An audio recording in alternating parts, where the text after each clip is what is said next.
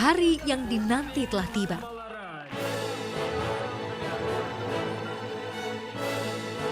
Культурное богатство тюркского мира. Өнеріміз өрге бассын, фестиваль құтты болсын.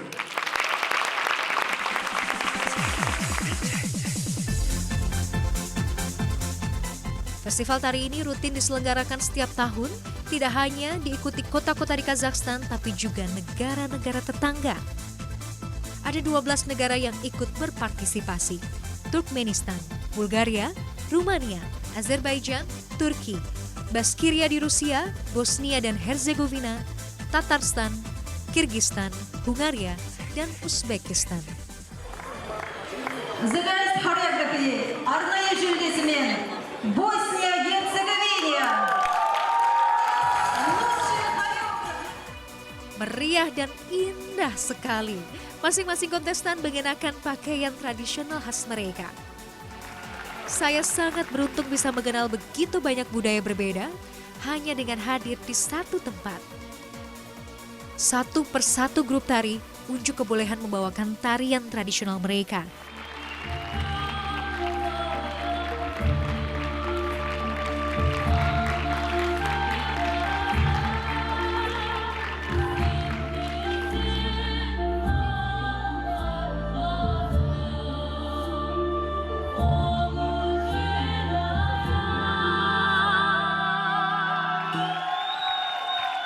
Hoş geldiniz diyelim. Бүгінгі Буранбел халықаралық би ансамблінің көркемдік жетекшісі және бас балетмейстері.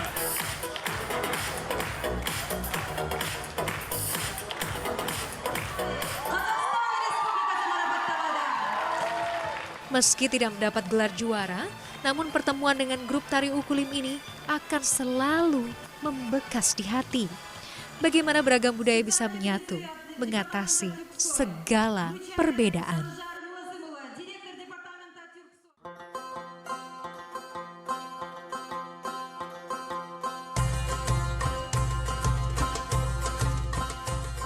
Masih ada satu lagi, warisan budaya Kazakhstan yang masih dipelihara dengan baik.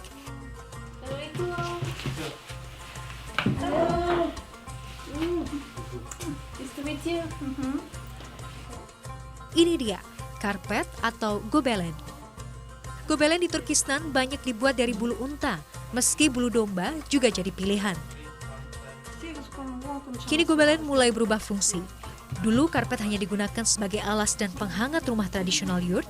Sekarang gobelen mulai merambah menjadi souvenir bagi pelancong dengan ukuran kecil.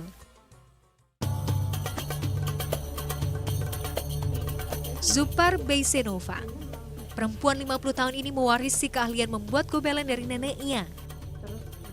Selain berkreasi dengan gobelen untuk para turis, Zupar juga mengajar di Akademi Seni di kota Almaty. Мен дәстүрлі технологияны өзімнің апаларымнан үйренген болсам, гобелен технологиясын мен академия қабырғасында үйрендім. Сол жақта осы мамандық бойынша осы салада оқыдым. Nah, jadi alat yang digunakan untuk merekatkan satu benang dengan yang lainnya disebut dengan topak. Ini dibuat dari kayu pohon apel. Tapi kalau di rumah tidak punya topak, kita juga bisa menggunakan ini. Pakai garpu. Sebenarnya kalau untuk tinggal merekatkan sih terbilang mudah, tapi yang sulit di sini adalah untuk memadupadankan warna dan menyesuaikan dengan desain yang sudah dibuat sebelumnya. Desain goresan tangan Zupar selalu kental akan aksen Kazakhstan. Ia ingin identitas Kazakhstan selalu terpatri pada gobelen yang dibawa turis ke negara asalnya. Dibutuhkan waktu 5-8 hari untuk membuat gobelen ukuran 1 kali 1 meter. Harganya bisa mencapai 5 juta rupiah, tergantung tingkat kesulitannya. Tidak hanya sebagai hiasan dinding, Zupar juga membuat aneka inovasi pernak-pernik cantik. Karena kreativitasnya ini, ia mendapat penghargaan kerajinan tangan artistik dari UNESCO pada 2010 silam.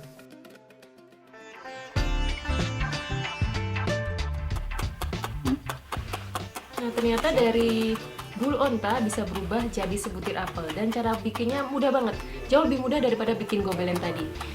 Seperti ini nih, kita tinggal membuat polanya dari busa, kita bentuk bulat, kemudian dilapisi dengan bulu unta tadi. Kemudian ditusuk seperti ini biar benangnya merekat. Dan kalau sudah dapat bentuk yang diinginkan, juga dengan ornamen, tinggal kita cuci dengan sabun sambil diremas-remas. Tujuannya biar benangnya mengikat dengan kuat, tidak tercerabut keluar, dan biar warnanya juga tahan lama.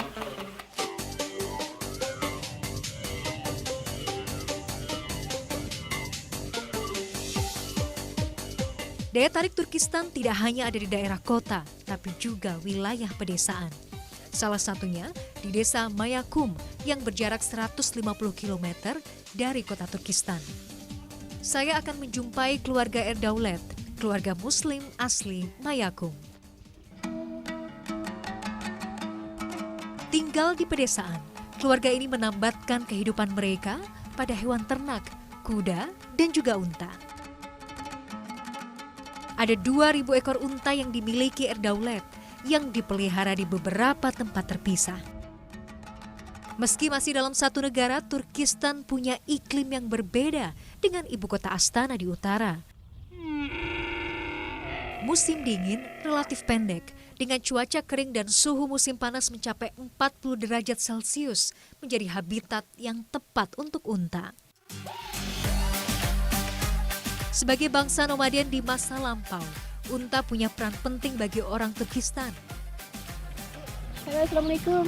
Assalamualaikum. My name is Kiki, and you? What's your name? Arman. Arman. Unta digunakan sebagai binatang pengangkut, sekaligus dimanfaatkan daging dan susunya. Warisan nenek moyang ini masih dirawat di desa Mayakum. Unta-unta dipelihara untuk diambil air susunya. Onta ini hanya baru bisa diperas air susunya ketika dia sudah punya anak seperti ini. Jadi akan dipancing dulu dengan anaknya, nanti baru kemudian kita peras. Tiap pagi dan sore Erdaulet dibantu keluarga dan pegawainya akan memerah air susu unta-unta ini.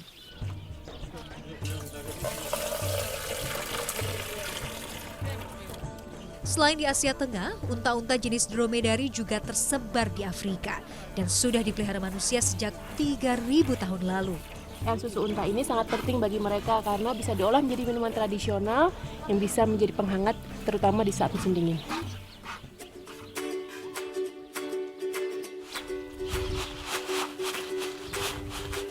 Setelah diperah susunya, saatnya Erdaulet memberi makan hewan berpunuk ini.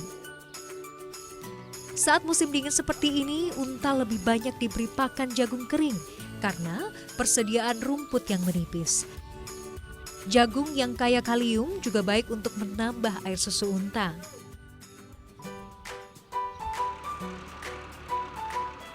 Karena cepat basi, air susu unta ini akan diolah secara fermentasi agar tahan lama dan kaya cita rasa. Menjadi tugas Natasha, ibu dari Erdaulet, untuk mengolah air susu ini menjadi subat atau susu unta berfermentasi. Air susu yang baru diperah akan dimasak hingga mendidih. Selanjutnya, biarkan bakteri yang bekerja. Nah, jadi membuat subat atau susu unta fermentasi itu cukup mudah. Tadi susu yang sudah diperah akan direbus sampai mendidih, kemudian didinginkan.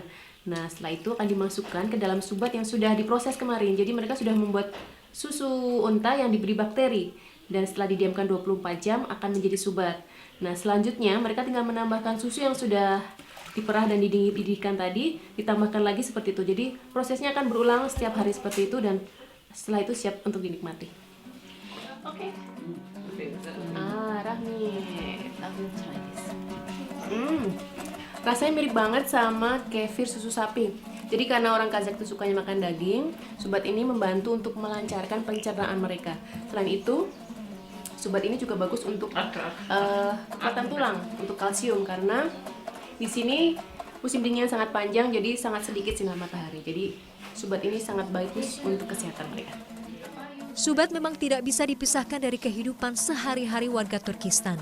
Peninggalan suku nomaden yang jeli memanfaatkan hasil alam untuk bertahan hidup. Mama, where do you learn to make subat, Mama? Бұрын ата-бабаларымыз тұрған осы жақта. Солар салған, енеміз үйреткен. Соны біз жасап жатырмыз, ары қарата жалғастырып. Susu unta juga terbukti lebih kaya nutrisi karena mengandung vitamin C 3 kali lebih banyak dan zat besi 10 kali lebih tinggi dibandingkan susu sapi. Penelitian terbaru menyebutkan susu unta mengandung zat antibodi nano yang berguna untuk mengobati kanker usus besar hingga Alzheimer. Faktanya, susu unta ternyata sudah dijadikan obat pada masa Rasulullah SAW. Riwayat Al-Bukhari menyebutkan, suku Uryana yang saat itu terkena sakit dan terluka diperintahkan oleh Rasulullah untuk minum susu unta hingga berangsur membaik.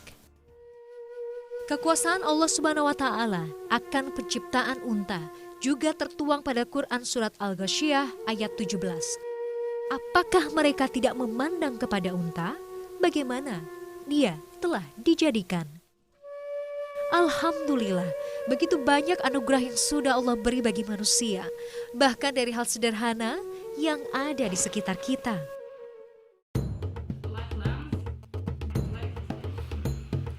Selesai membuat subat, saatnya Natasha menyiapkan sarapan. Seperti biasa, roti selalu menjadi pilihan untuk makanan pokok.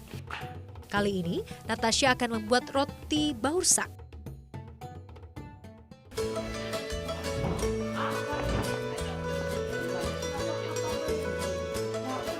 Baursak bukan roti yang dihidangkan sehari-hari, hanya pada kesempatan istimewa seperti pernikahan atau ketika ada tamu. Roti ini baru akan disajikan. Baursak juga biasa dibuat untuk mengenang kerabat yang sudah meninggal. Orang Kazakh percaya aroma baursak yang digoreng akan membumbung ke angkasa sehingga bisa pula dinikmati keluarga yang sudah meninggal. Cukup digoreng 2 menit, baursak hangat pun siap dinikmati.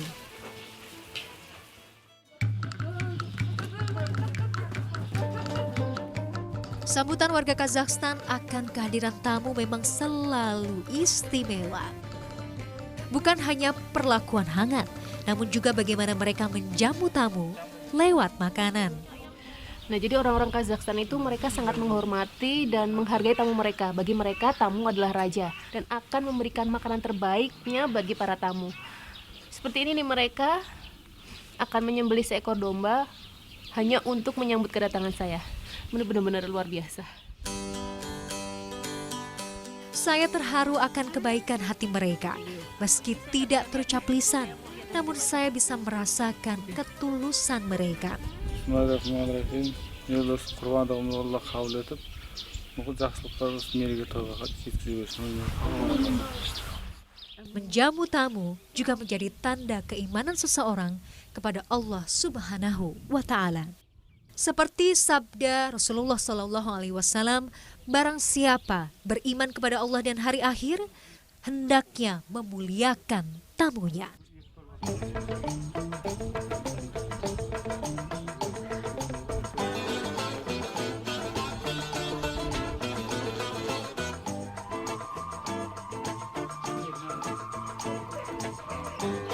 Sebagai teman roti, daging juga selalu terhidang di meja orang Kazakhstan. Daging domba yang baru disembelih ini akan diolah menjadi besbarmak, hidangan istimewa yang selalu tersaji untuk menyambut kedatangan tamu. Setelah daging direbus bersama lembaran jeyma, besbarmak siap disantap. Nah, domba yang tadi kita sembelih sudah diolah. Nama masakannya adalah bisparmak. Lihat nih, potongannya sebesar ini. Oh ya, bisparmak sendiri artinya 5 jari. Jadi kita nanti akan makannya dengan tangan, karena sesuai dengan sunnah Rasul, makan dengan tangan akan lebih nikmat dan juga lebih sehat.